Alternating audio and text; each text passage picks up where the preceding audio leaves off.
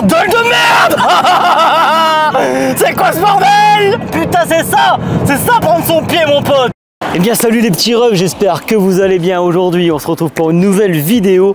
Et aujourd'hui j'ai décidé de prendre mon pied au maximum avec une sacrée bagnole. Et je vous la montre tout de suite.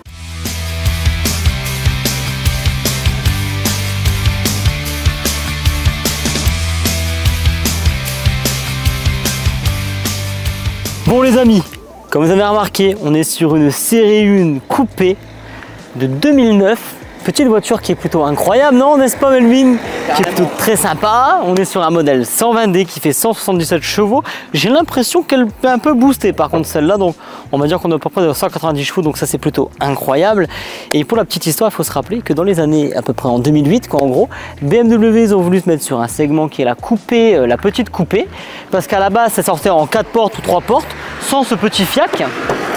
Et ils sont venus lui donner un petit coffre, lui donner 2 belles portes, avec une belle ouverture du coup, n'est-ce pas, pour en faire la série 1 coupée. Modèle qui fait quand même pas mal discuter à l'époque, qui n'est pas très bien vendu, qui aujourd'hui lui octroie encore une belle cote sur le marché de l'occasion parce qu'il n'y en a presque plus. Et le peu qu'il y a sont torchés aussi, étonnamment. Pourquoi je ne sais pas. Dans les mœurs à l'époque, et bien tout simplement ces voitures-là, les coupées, c'était pas trop bien vu parce qu'il fallait avoir une petite balafre comme moi pour la conduire. C'est pour ça qu'on est raccord là aujourd'hui, hein. On est raccord avec la voiture. Mais finalement, vous voyez quand même qu'on n'est pas sur une voiture de bad boy. Alors là, comme on est sur une série confort, c'est vrai qu'elle n'a pas les bas de caisse et le gros pare-choc comme on pourrait retrouver sur une PAC M qui est superbe. Voilà, en PAC M, elle est magnifique. Mais quand même, pour un milieu de gamme, on est déjà sur un modèle très sympa. Bon, petit bémol, je trouve, hein, les jantes en 16, c'est pas très sexy. On va pas se mentir là-dessus, mais dès lors que je lui mets des jantes en 17, je vais essayer de vous trouver une petite photo pour vous mettre une série 1 coupée avec des 17 pouces en confort. Ça change un petit peu le look. Melvin ne va pas me contredire, je pense, là-dessus. Les jantes, elles sont pas folles, elles sont pas moches non plus, hein, attention. Hein. Mais du coup, comme on est en 16 pouces, ça octroie un petit confort sur la route. Mais étonnamment, on n'a pas une suspension qui est trop molle, etc. Et on reste quand même sur un modèle qui est hyper cool à conduire. Et ça, bah pourquoi pas en fait. Du coup, c'est bien. C'est avec des petits vérins hydrauliques, ça fait toujours plaisir. Hein. On a fini le bâtonnet sur nos petites voitures françaises, donc on n'est pas sur le Saint Graal de BMW les amis, mais on est sur quelque chose pas mal. Un 4 cylindres en 2 litres les amis, qui développe initialement 177 chevaux. J'ai l'impression qu'elle a un petit peu boosté parce qu'elle bombarde vraiment. Mais attention, chez BMW la puissance est toujours énormissime. C'est hallucinant, tu prends un coup de pied au cul directement, en plus c'est une propulsion donc tu as l'impression d'aller un peu plus vite. Mais ce qui est étonnant, c'est que tu es vite à 100, 120, on a été tout à l'heure sur l'autoroute. Et en fait, tu sens même pas la vitesse. Ça monte tranquillou. Voilà, je peux vous dire que sur les routes de campagne, t'appuies, tu vois le 80 arriver, tu te dis bon, je vais lever le pied, sinon je vais perdre mon permis. Hein. L'intérieur, du coup, eh bien, par rapport aux berlines, eh bien, on perd une place, notamment, tout simplement parce qu'à l'arrière, eh bien, je vais vous montrer peut-être de l'autre côté. Bon, les amis, à l'époque, BMW sont décidés à faire un truc de malade. Ils ont supprimé une place. Alors, commercialement parlant, eh bien, ça a dû faire mal un petit peu, je pense, aux clients. Mais par contre, je trouve que c'est vachement plus agréable d'avoir 2 places que d'avoir 3 places avec une fausse place. Bon, c'est courant découpé des cabriolets. Il faut savoir que ce modèle-là aussi existe en cabriolet. Mais par contre, à l'arrière, voilà, je vais venir avec mon petit 1m68 et vous allez voir.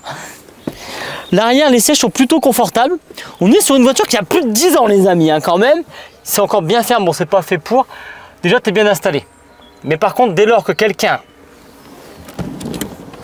vient se foutre, tu es un peu plus serré.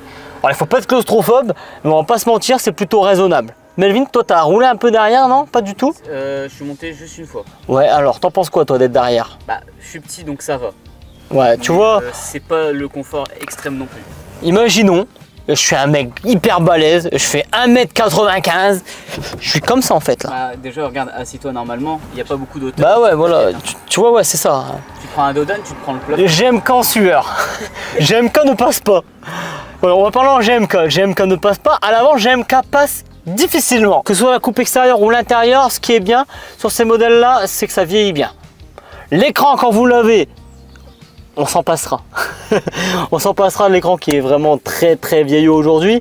Mais l'écran est plutôt bien incrusté parce que je vais vous montrer, normalement c'est là-bas en fait. C'est sur la console centrale directement au centre. Petit écran, il ne bouge pas, il ne sort pas. Il n'y a pas de mécanisme comme sur les X3 qui déconnent en fait. Mais tous les mécanismes avec cet écran qui bascule déconnent. Peugeot, BM, Audi, je crois qu'il l'avait, je sais plus. À chaque fois ça déconnait dans l'époque, donc à éviter. Mais du coup là-dessus vous pouvez avoir avec un écran, il n'y a pas de souci en fait, c'est pas grave. Et si c'est pour avoir un écran qui apporte pas trop de fonctionnalités avec un GPS qui est complètement has-been, moi je m'en passe. Et là, comme vous voyez, on a un tableau de bord simple. Donc bien sûr, hein, vous avez un petit lecteur CD. Donc il n'y a pas de chargeur CD comme sur les gros modèles haut de gamme, parce que là on est comme sur une série 1 à la base, qui est le modèle d'entrée de gamme de chez BM. Mais je dis entrée de gamme et je mets des passettes quand je dis entrée de gamme, parce que franchement, on est tout sauf une entrée de gamme à mon égard, enfin pour moi, à mon avis. On a quand même du plastique qui est un petit peu moussé, on n'est pas sur du plastique dur. On a des plastiques bon mat, bon, ils peuvent faire discuter. Mais attendez, la voiture elle a 10 ans, les plastiques ils ont rien, ils ont pas de rayures. Elle est magnifique, la coupe elle est folle. Regardez, franchement les amis, on vous sort ça aujourd'hui, je sais pas, moi ça sort, ça marche. Hein. C'est une série 2, hein. Enfin de toute façon les séries 2 coupées, c'est ça. Hein. Là on va dire que c'est vraiment la grande sœur des séries 2 coupées. Et je peux vous le garantir, cette caisse elle est géniale à conduire. Et de toute façon on va refaire un tour je pense là. Oh bordel de merde. C'est quoi ce bordel? Oh bordel, mais je vais perdre notre permis. C'est quoi ce carnage? Bon allez, on se calme, tout de suite, on se calme. Attendez les gars, là on est dans une caisse qui a plus de 10 ans. La voiture elle a plus de 10 ans en gros. Oh là là là là là là là là. Oh là là là là là là. Putain c'est ça prendre son pied mon pote. Oh mon dieu que ça accélère. Mon dieu oh, les gars mais vive le mazout en fait. Vive le mazout. Oh, j'ai des coups de chaud là. Putain. Tu prends ton pied en fait, tu prends ton pied droit carrément, tu vois là, tu vois maintenant c'est ça, prendre son pied droit les amis. Oh, mon dieu. Je sais qu'on va faire un petit détour quand même, hein, c'est normal non? Ah oui. On prend notre plaisir hein, au maximum. J'espère que les GoPros sont bien réglés. Oh, mon dieu. Et ce qui est ouf quand même, c'est que ça vaut une propulsion BM, etc. Alors, la propulsion, moi j'adore parce que direct tu prends du plaisir dès le premier tour de roue. Mais ça ne bouge pas. Elle a dit je ne bouge pas la voiture. Et quand elle le dit, elle ne bouge pas en fait. Bon bien sûr on n'a pas désactivé les aides et tout le bazar, mais bon. Voilà c'est parti, on va aller faire un peu de courbettes. Ça va être mignon comme tout. Et franchement la voiture, mais mon gars elle est trop cool. Enfin, tu prends ça en main, je pense que au bout de quelques semaines tu prends ça en main, mais tu prends que du plaisir en fait.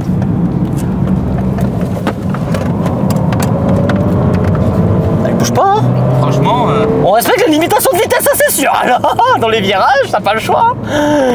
Mais t'es pas loin en fait de la limitation. C'est quoi ce virage de merde là? Elle décroche pas. Non. Et pourtant je la lance hein. Franchement, je la fais jouer un peu, mais vas-y gros, elle bouge pas en fait. Oh là là là là. Bon là c'est un virage un peu serré, on va faire gaffe quand même. Ah, il y a un peu de gravier là. Ça glisse un peu quand on est sur le gravier. Hein. Mais c'est n'importe quoi, en fait, c'est trop facile. Oh. Et imaginez-vous les gars, si vous pétez la barre des pouces bleus, des likes et des bazars comme ça, mais les gars on peut s'envoyer en l'air sur le circuit en fait. On va bien trouver un partenaire circuit les gars, non?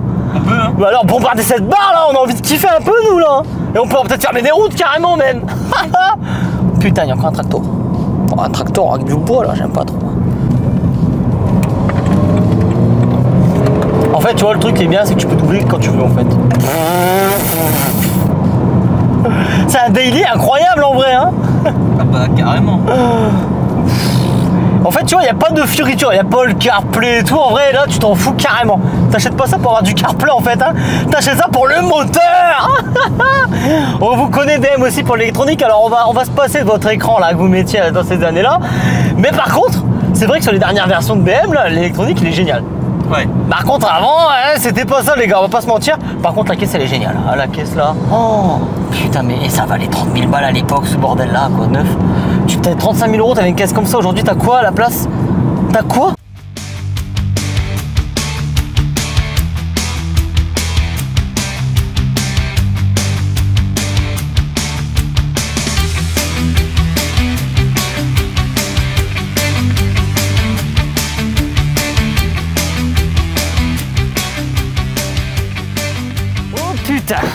Oh cette petite voiture, elle m'a même réouvert la cicatrice les amis, elle m'a envoyé en enfer, elle a le diable dans le ventre, elle est phénoménale.